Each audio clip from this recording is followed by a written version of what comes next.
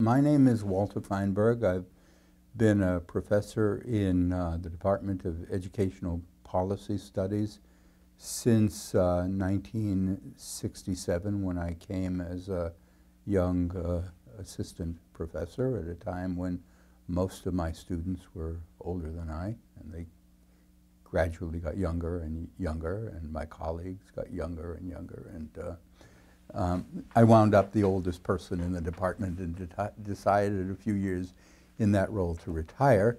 But I've been here since, as I said, since 1967. When I came, the department was largely a department in social foundations of education, and it had a different name. Its name was the Department of History and Philosophy of Education.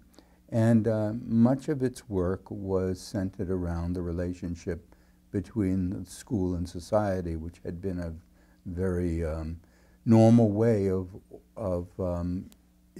organizing the subjects that went into the content of the department. The major role of the department at the time was to teach the courses in social foundations of education. But at the time, it also was becoming more and more disciplinary orientated. So I was hired perhaps as the second person, I think, to have actually a PhD in philosophy. Harry Brody, an older colleague at the time, was a PhD in philosophy and was writing a good deal on the role of the public schools and the aims of education. So one of his books, a kind of a later book, is The Real World of the Public Schools, in which he tries to he was always a little bit against the tide, trying to sort of push for a more classical orientated public school education, not so much Latin and Greek, but especially the role of the arts and aesthetics in education. He was a very, very prominent figure in the field. The other side of the work that was done early on were a group of people that were much more pragmatic in their orientation. Many of them, or at least three of them, Bunny Smith, who was head of the department when I came, William Stanley, whose book Education and Social Integration was at that time read by all Masters of Education students in the college, in a course that is still on the books that was required. Education, I think 304 was the name of it, Social Foundations of American Education.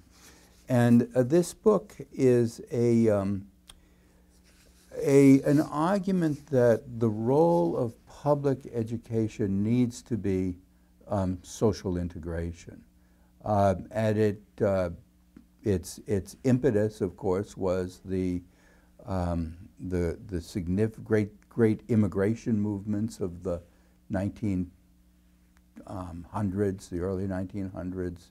And at this time, it was significant, too, because even though it doesn't mention it very much, the civil rights movement was initiated just earlier, a few years earlier than I came. So teaching this book was important because we could also talk about the role of civil rights as an integrating factor in American education. The early work was also had significant work in the in forming the idea of the social foundations. So this book was sort of a major book throughout the country in social foundations at the time. It was written by 4 members of the college: Bill Stanley, who I mentioned; Bunny Smith, who I mentioned was head of the department when I came; Kenneth Benny, who actually had been in the department and then left for Boston University in the late 1950s and was one of my major teachers. And then a different Anderson, I'm blocking on his first name, but he was the historian in the department.